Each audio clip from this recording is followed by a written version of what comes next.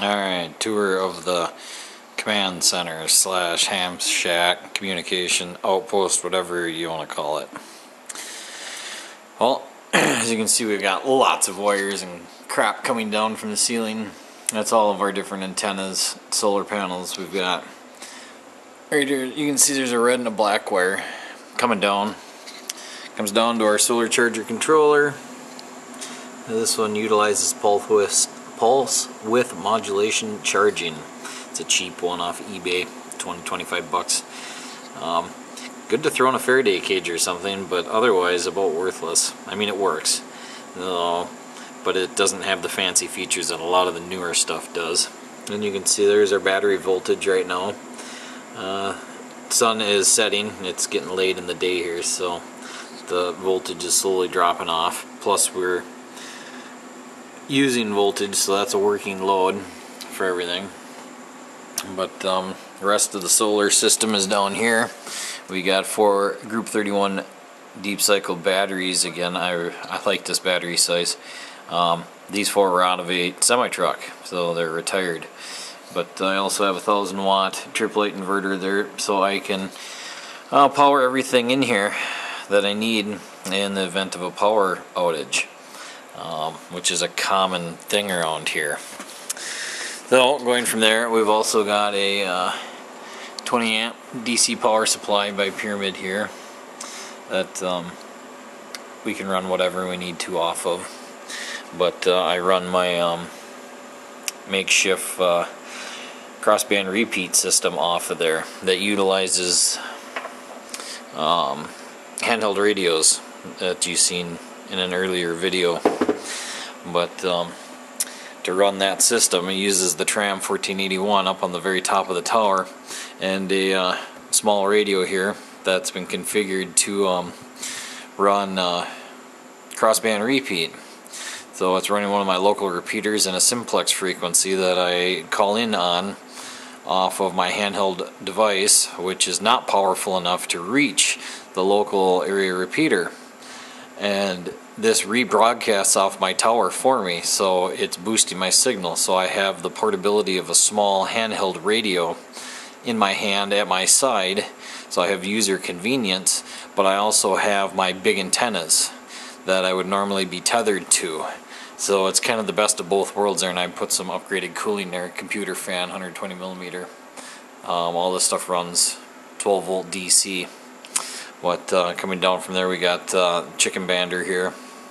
It's a Cobra 29 LXLE. It's their 50th anniversary radio. Great radio.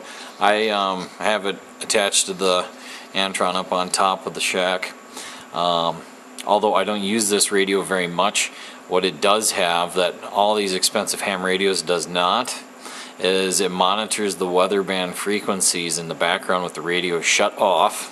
If I turn it off here, just like that in a standby state, this radio will turn on and alarm you whenever there's bad weather incoming, which all of my expensive ham radios that cost way more money don't have the ability to do. They will scan for me the weather band frequency, but they will not turn on and alert you if something's going on. Though, and this has an audible tone that goes off extremely loud, it'll wake the dead. You know something's going on. So it's a great feature to have. Anything that's public service or weather band related, that radio automatically turns on and starts alarming you. And to the left here we have a ICOM 706 Mark II. This is not the G model, it does not have 440, but it's HF 2 meter. So I use this on the 5/8 dipole that you've seen from up above. See if we can get rid of some of that glare there. But you can see it's scanning all the local frequencies, police, fire, EMS, local repeaters. One thing ICOM did is they put a great processor in so it can crunch numbers like you wouldn't believe. Stops the Yaesu radios for scanning ability, but is a great monitoring radio. Kind of an expensive one to monitor with, but it works great for that. So that's where I have all my incoming info, constant. Anything that's going on in the local surrounding counties, I'm going to know about it immediately. a little bit better than a scanner. Here I've got the 2900, which is utilizing the pair of stacked beams that are co-phased for 2 meter.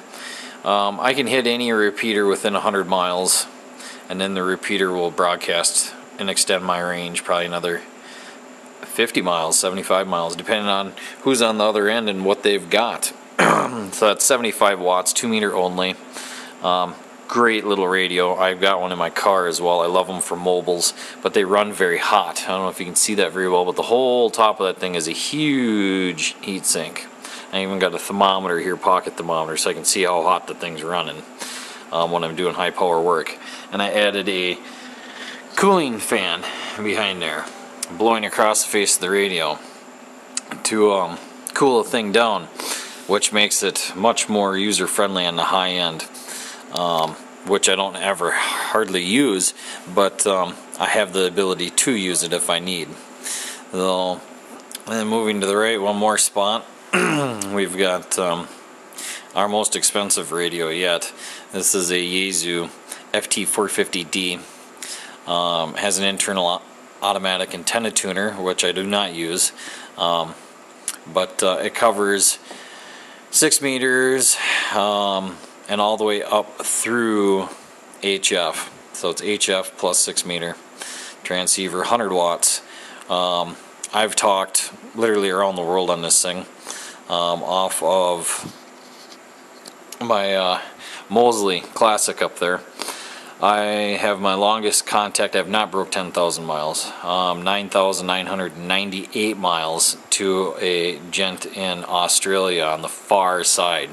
I worked my way across their continent slowly but surely until I run into him and couldn't get any further. He was on the coast. So I need to find somebody beyond 10,000 miles to talk to. So I do have it dumping into a MFJ Deluxe Versus tuner here, more or less a switch, but it also does tune my 80 meter wire. So I have my 80 meter wire and the Mosley coming into this and then dropping into that, which makes it a little more versatile. I can tune that wire to do all kinds of different things. I can cover about every band with the wire and that Mosley up there, and then obviously I've got a antenna rotor up there, so that turns the whole array up there pretty nicely for me, and then my wireless for the shop out here. But one thing that I do use is the DX cluster. I don't know how well this will turn out, but I do monitor all the DX local 3-4 state area, and I monitor all the existing bands that I have. And you can see here, these are all pops that people have put up, and I monitor the sun as well, solar flux index, so the A index and the K index, and the geomagnetic field, which is active right now.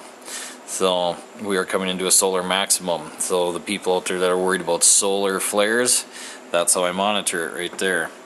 But it's kind of interesting to watch the correlation between the solar flux index and the different things that are going on all the time with, say, your cell phone not working or your radio all of a sudden picking up 3 B95s all at the same time. Well, why is that happening? You know, you can come here and you can see that the solar flux index is through the roof. The sun is ejecting a lot of radiation that's penetrating into our atmosphere, charging our atmosphere, and also that's the same thing that drives the northern lights. So it's something that I monitor and I watch here. Though obviously every shack has to have its computer, so you got your internet source and everything else incoming. And then our weather station up on top, which I've used in quite a few videos. I love this thing. The only thing it doesn't have that I wish it had is wind direction, and it has a history mode down here at the bottom. I have it set to temperature right now, but it only goes down to 10 degrees, and it just gives you these down arrows. Wow, there's about 40 degrees missing off of that chart that I'd like it to see down below 10 degrees because it's been quite cold here lately. So that's kind of just a quick run through on the shack. Communication outpost, whatever you want to call it. It's off-grid. It all operates off of 12 volt DC. Everything except the computer that you see here. So everything that's operating right now except this radio here, and I suppose the tuner there. But all I got to do is move a single plug over, and then they're also 12 volt DC.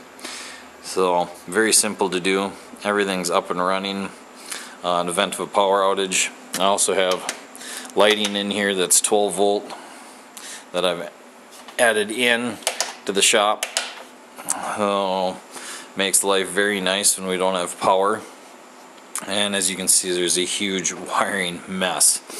But in a short, that is everything, the nuts and bolts that gets me my incoming information, and it's my, I don't know, my projects. Thanks, YouTube.